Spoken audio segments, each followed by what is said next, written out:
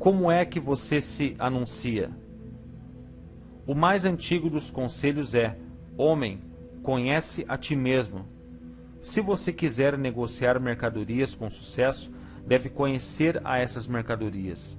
O mesmo se aplica à negociação de serviços pessoais. Você deve conhecer todas as suas fraquezas pessoais para que possa superá-las ou eliminá-las completamente. Você deve conhecer seus pontos fortes de modo que possa chamar a atenção para eles. Quando estiver oferecendo seus serviços, só é possível conhecer-se através de uma análise precisa. A loucura da ignorância em relação a si mesmo foi exibida por um jovem que solicitou um cargo ao gerente de afamada companhia. Causou ótima impressão, até que o gerente lhe perguntou que salário esperava. Respondeu que não tinha soma fixa em mente. Falta de objetivo definido. O gerente então replicou: pagar-lhe-emos o que vale, depois de uma semana de experiência. Não aceitarei isso, disse o solicitante, porque estou ganhando mais do que isso. Onde estou empregado atualmente? Antes mesmo de começar a negociar um reajustamento do salário em seu cargo presente ou de procurar emprego em outra parte, esteja seguro de que vale mais do que recebe atualmente. Uma coisa é querer dinheiro. Todos querem mais, mas é bem diferente valer mais. Muita gente confunde suas necessidades com o que lhes é justamente devido. Suas exigências ou necessidades financeiras nada têm a ver com o seu valor. Esse é estabelecido inteiramente por sua capacidade de prestar serviços úteis ou por sua capacidade de induzir outros a prestá-los. Você progrediu no ano passado? A autoanálise anual é importante na negociação eficaz de serviços pessoais, como é o balanço anual do comércio. Além disso, a análise anual deve revelar diminuição nas falhas e aumento nas virtudes. Na vida, vai-se para adiante, fica-se parado ou se retrocede. É claro que o objetivo deve ser o de progredir. A autoanálise anual revelará se houve progresso e, se houve, quanto. Revelará também algum retrocesso que porventura tenha ocorrido. A negociação eficiente de serviços pessoais exige que se avance, mesmo que o progresso seja lento.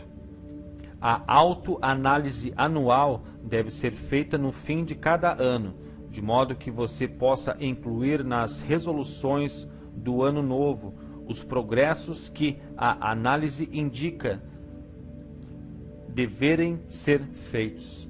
Faça esse balanço fazendo-se as perguntas que estão a seguir e examinando as respostas com o auxílio de alguém que não permita que você se iluda quanto à exatidão das respostas. 28 perguntas muito pessoais. 1. Alcancei o objetivo que estabeleci a mim mesmo esse ano?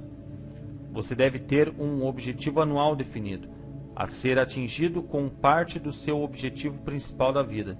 2. Prestei serviço da melhor qualidade de que fui capaz ou poderia ter melhorado uma parte desse serviço? 3. Prestei a maior quantidade de serviço do que fui capaz? 4.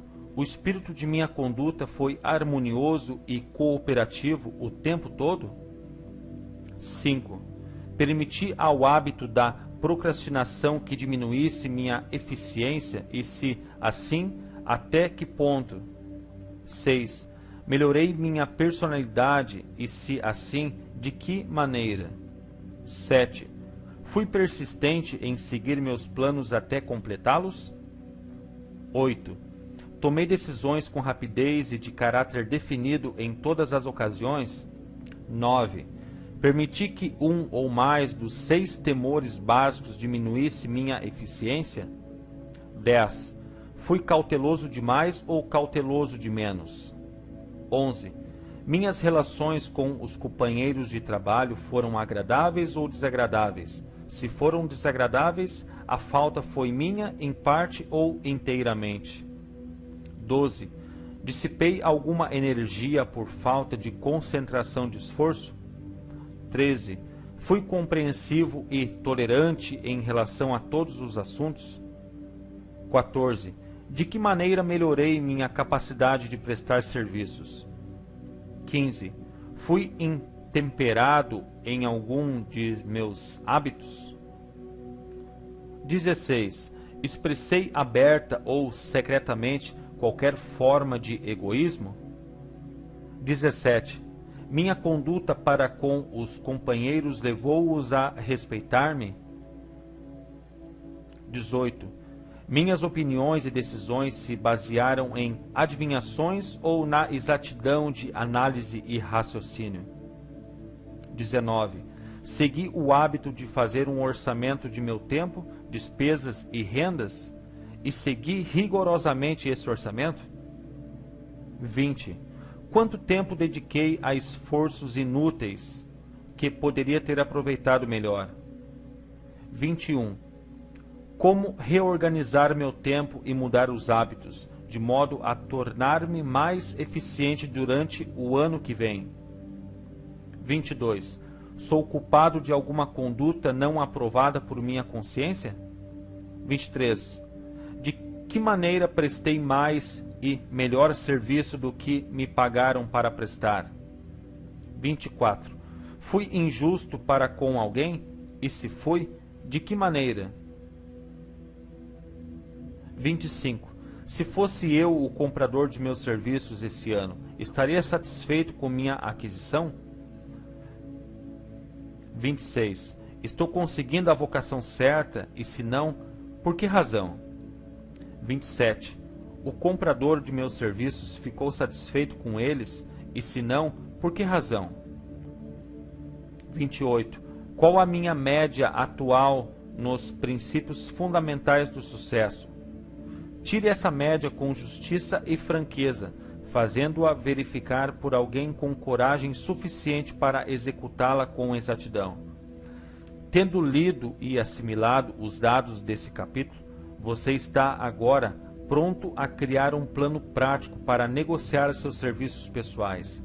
Nesse capítulo encontrará a descrição adequada de cada princípio essencial no planejamento da venda de seus serviços pessoais, incluídos os atributos principais da liderança, as causas mais comuns de fracasso na liderança, descrição dos campos de oportunidade para a liderança, causas principais do fracasso em todas as fases da vida e as perguntas importantes que deverão ser usadas na autoanálise.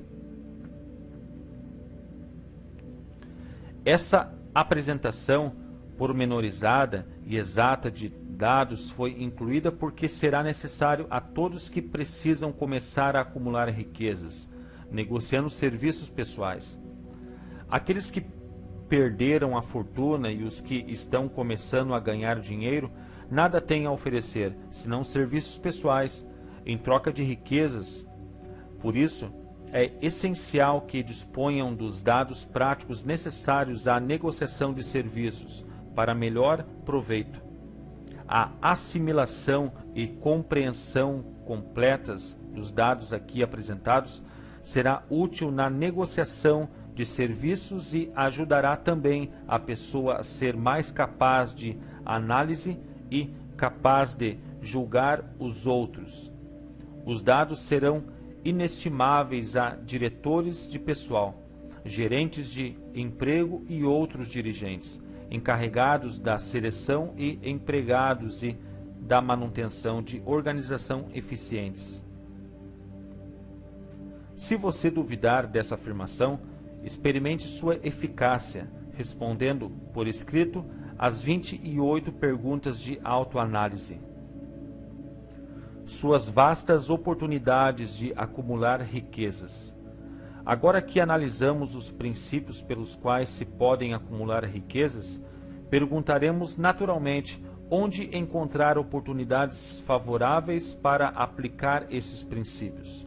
Muito bem, façamos um balanço e vejamos o que os Estados Unidos oferecem à pessoa que procura grandes ou pequenas riquezas. Para começar, lembremos-nos, todos nós, de que vivemos num país em que todo cidadão cumpridor da lei goza de liberdade de pensamento e liberdade de ação, sem paralelo no mundo inteiro. Muitos de nós jamais fizemos um balanço das vantagens dessa liberdade. Jamais comparamos essa liberdade ilimitada com a liberdade reduzida de outros países. Aqui nós temos liberdade de pensamento, liberdade na escolha e no gozo da instrução, liberdade de religião, liberdade política, liberdade na escolha de um negócio, profissão ou ocupação, liberdade de acumular e possuir sem ser molestado toda a propriedade que pudermos acumular, liberdade de escolher nossa residência, liberdade de matrimônio, liberdade através de oportunidades iguais a todas as raças, liberdade de locomover-se de um estado a outro, liberdade na escolha dos alimentos e liberdade de concorrer a qualquer posto na vida para o qual estejamos preparados, mesmo a presidência dos Estados Unidos. Temos outras formas de liberdade, mas essa lista dará uma visão geral das mais importantes, que constituem oportunidades do mais elevado grau. Essa vantagem de liberdade é tanto mais visível quanto os Estados Unidos são o único país que garante a cada cidadão, nativo ou naturalizado, uma lista de liberdades tão amplas e variadas. Em seguida, recapitulemos algumas bênçãos que a nossa liberdade tão difundida colocou ao alcance de nossas mãos. Tomemos como exemplo a família americana média, isto é, a família de renda média, e somemos os benefícios de que dispõe cada membro da família nessa terra de oportunidades e de muitas oportunidades. Depois da liberdade de pensamento e ação vem alimentação, vestuário e abrigo, as três necessidades básicas da vida. A alimentação. Por causa da nossa liberdade universal, a família americana tem, ao seu dispor, à porta mesmo, a mais variada seleção de alimentos encontrada em qualquer parte do mundo, por preços ao seu alcance econômico. Vestuário. Em qualquer parte dos Estados Unidos, a mulher de padrão médio pode se vestir com conforto e capricho por menos de $500 por ano, e o homem médio, idem, ou por menos ainda. Abrigo. A família média vive num apartamento confortável, aquecido, iluminado, a eletricidade, com gás para cozinhar. A torrada da refeição matinal foi feita em torrador elétrico, que custa alguns dólares apenas. A limpeza do apartamento é feita por aspirador elétrico. Água quente e fria correm a qualquer momento na cozinha e no banheiro. A comida é conservada na geladeira elétrica. A esposa enrola o cabelo, lava a roupa e passa com equipamentos elétricos, facilmente manejável pela força obtida ao ligar o fio na tomada da parede. O marido se barbeia com o barbeador elétrico e eles recebem diversão do mundo inteiro. Durante 24 horas, se o quiserem, sem despesa, ligando simplesmente o rádio ou a televisão. Há ainda outras comodidades nesse apartamento, mas a lista acima dá boa ideia das evidências concretas da liberdade de quem nós, na América do Norte, gozamos. Somente as três necessidades básicas de alimentação, vestuário e abrigo foram mencionadas. O cidadão americano médio tem outros privilégios e vantagens disponíveis em troca de esforço modesto, não excedendo 8 horas diárias de trabalho. O americano médio tem direitos de propriedade assegurados de uma maneira que não se encontra em nenhum outro país do mundo. Ele pode colocar o dinheiro excedente no banco, com a certeza de que seu governo o protegerá e o reembolsará, se o banco falir. Se o cidadão americano quiser viajar de um estado a outro, não precisa de passaporte, nem da permissão de ninguém. Pode ir quando bem entender e voltar quando tiver vontade. Pode também viajar de trem, automóvel particular, ônibus, avião ou navio, conforme sua renda o permitir. Dê crédito ao capital. Muitas vezes ouvimos políticos proclamando a liberdade da América ao solicitar votos, mas raramente dão tempo ou dedicam esforço suficiente à análise da fonte ou natureza dessa liberdade. Como não tenho nenhum interesse pessoal, nenhum ódio a exprimir, nenhum motivo escondido a concretizar, tenho o privilégio de entrar numa análise franca do algo misterioso, abstrato, muito mal compreendido, que dá a cada cidadão dos Estados Unidos mais bênçãos, mais oportunidades de acumular riqueza, mais liberdade de todos os tipos que se possa encontrar em qualquer outro país.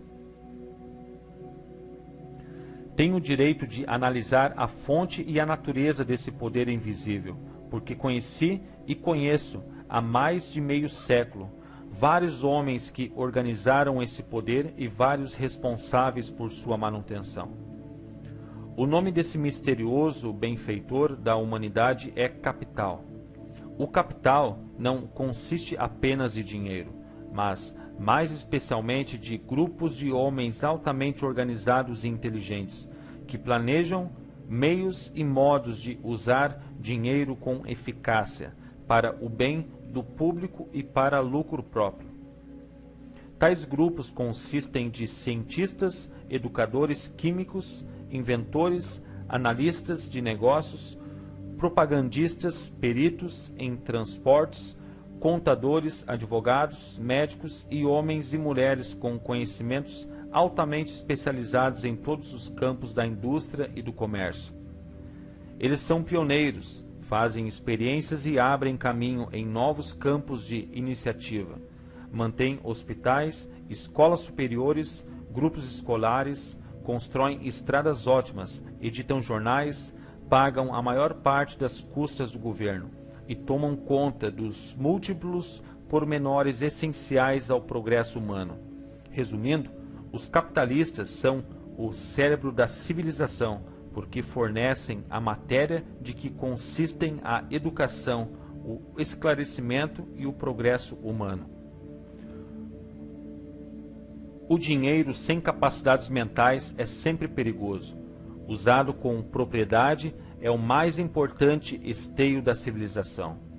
O simples café da manhã, que foi aqui descrito, não poderia ter sido entregue às famílias a um custo módico, ou mesmo a qualquer outro custo, se o capital organizado não tiver fornecido o maquinário, os navios, as estradas de ferro e o vasto contingente de homens treinados para operá-los. Pode-se ter uma pequena ideia da importância do capital organizado, tentando imaginar-se a si mesmo tendo o peso da responsabilidade de providenciar, sem auxílio do capital, a simples refeição matinal aqui descrita para as famílias de Nova York. Para conseguir o chá, você teria de fazer uma viagem à China ou à Índia, ambas bem distantes dos Estados Unidos, a não ser que você seja excelente nadador. Ficaria cansado com a viagem, de ida e volta. Depois, confortar-se-ia com outro problema. O que usaria como dinheiro, no caso de ter a resistência física para atravessar o oceano a nado? Para fornecer açúcar, teria de fazer outra longa travessia a nado até a América do Sul, ou uma longa caminhada à região açucareira de Utah. Mesmo assim, você ainda poderia voltar sem o açúcar, porque são necessários esforço e dinheiro para produzir açúcar. Para não dizer nada do que é preciso para refiná-lo, transportá-lo e entregá-lo à mesa de refeições, em algum lugar dos Estados Unidos. Ovos poderiam ser facilmente conseguidos de fazendas próximas, mas você teria um longo passeio de ida e volta até a Flórida antes de poder servir suco de uvas. Outro passeio longo seria para Kansas ou outro estado produtor de trigo, para arranjar pão feito de farinha de trigo. Cereais secos teriam de ser omitidos do cardápio porque seriam impossíveis de obter, sem o trabalho de uma organização bem treinada de homens e de máquinas adequadas que exigem capital. Enquanto descansa, poderia partir para outra nadada em direção à América do Sul, onde apanharia algumas bananas, e na volta poderia dar um pulinho à fazenda mais próxima para apanhar manteiga e creme de leite. Então sua família estaria pronta para se sentar e gozar a refeição matinal. Parece absurdo, não parece? Bem, o procedimento descrito seria o único modo possível de arranjar esses alimentos simples, se não tivéssemos um sistema capitalista. A civilização se constrói sobre o capital. A quantidade de dinheiro exigida para a construção e manutenção de estradas de ferro e navios usados para a entrega daquela simples refeição matinal é tão imensa que surpreende a imaginação. Alcança um montante de centenas de milhares de dólares, sem mencionar os exércitos de empregados treinados exigidos para operar trens e navios. Transporte é apenas uma parte das exigências da civilização moderna. Na América capitalista, antes que qualquer coisa possa ser transportada, algo deve ser plantado no solo ou manufaturado e preparado para o mercado. Isso requer mais milhões de dólares em equipamento, maquinaria, embalagem, encaixotamento, venda e salários de milhões de homens e mulheres. Navios e estradas de ferro não brotam do solo, nem funcionam automaticamente. Eles surgem em resposta aos reclamos da civilização, por meio do trabalho, engenho e capacidade organizadora de homens que têm imaginação, fé, entusiasmo, decisão e persistência. São homens conhecidos como capitalistas. São motivados pelo desejo de construir, alcançar, prestar serviços úteis, ganhar lucros e acumular riquezas. E porque prestam serviços sem os quais não existiria civilização. Colocam-se no caminho das grandes riquezas. Apenas para manter essa descrição simples e compreensível, acrescentarei que esses capitalistas são os mesmos homens de quem muitos de nós ouvimos oradores de praça pública falar mal. São os mesmos homens a quem os radicais, os negociantes escusos, os políticos desonestos e os líderes trabalhistas venais se referem como interesses predatórios ou Wall Street. Não estou tentando fazer uma petição a favor ou contra qualquer grupo de homens ou sistema econômico. Não estou tentando condenar a defesa coletiva dos direitos trabalhistas quando me refiro aos líderes sindicais desonestos. Nem estou querendo dar carta branca a todos os indivíduos conhecidos como capitalistas.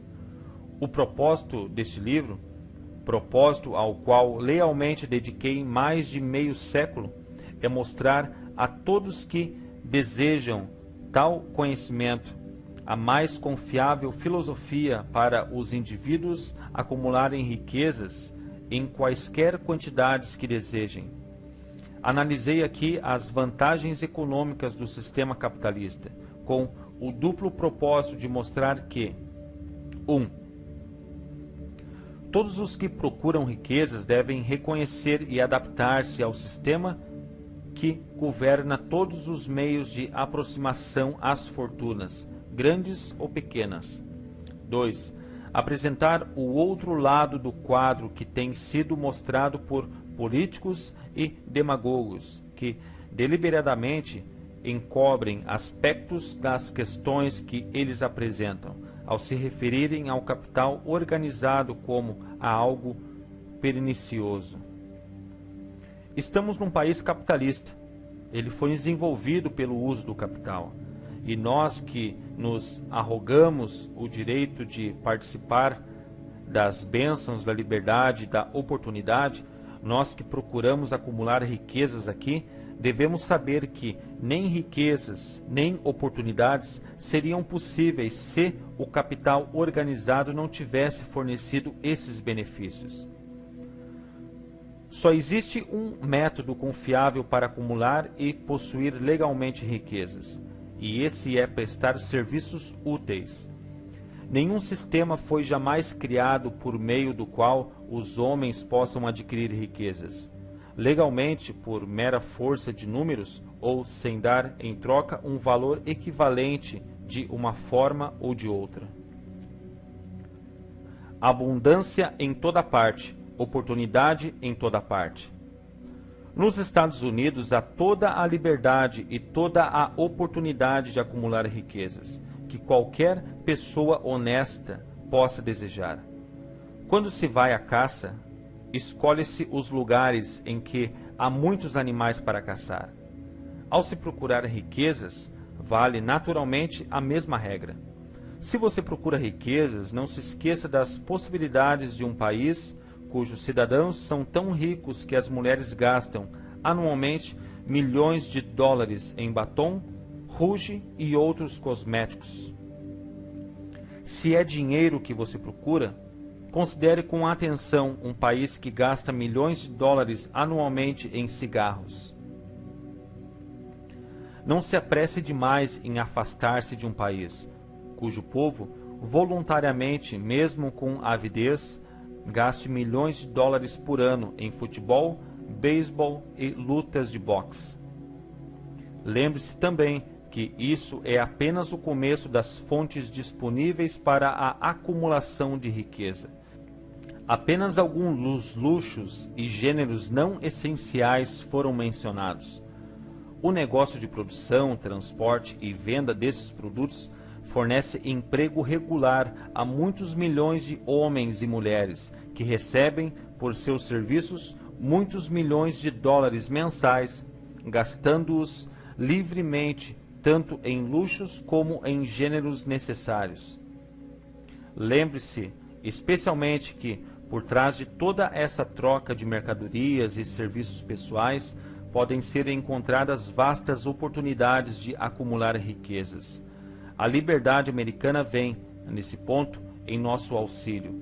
Nada existe para detê-lo, ou a quem quer que seja, ao lançar-se ao esforço necessário à realização desses objetivos. Quem tiver talento, instrução ou experiências superiores pode acumular riquezas em grande escala. Os menos afortunados podem acumular pequenas quantidades. Todos podem ganhar a vida, em troca de pequena quantidade de serviços. Portanto, eis aqui a questão. A oportunidade espalhou seus produtos diante de você. Tome sua decisão, vá em frente, escolha o que quer, crie um plano, ponha-o em ação e prossiga. Com persistência, a América capitalista fará o restante. Você pode confiar nisso. A América capitalista assegura a cada pessoa a oportunidade de prestar serviços úteis e reunir riquezas em proporção ao valor do serviço. O sistema não nega a ninguém esse direito, mas não promete nem pode dar algo de graça, porque o sistema em si é irrevogavelmente controlado pelas leis econômicas, que não reconhecem nem toleram por muito tempo receber sem dar. Pontos a fixar. 4 princípios dinâmicos orientam-no na formação do grupo de mente superior, que expande grandemente seu poder de ganhar dinheiro. Você pode escolher pessoas que o inspirem, que compartilhem de seu poder mental, que reflitam e aumentem sua grande fé. Explore os 11 segredos da liderança bem-sucedida. As 10 razões pelas quais os que procuram ser líderes fracassam. Eleve-se bem acima de qualquer influência negativa. Examine os 6 campos para nova liderança e as 5 maneiras de conseguir um bom emprego em qualquer campo desejado. Escreva um resumo ou dossiê de acordo com o plano aqui fornecido, e as portas se lhe abrirão. Empregadores irão convidá-lo a ocupar cargos importantes e bem pagos. A prosperidade americana se baseia no capital, não muito diferente, em princípio, do capital que você traz dentro de si. O sucesso não exige explicações. O fracasso não permite álibis.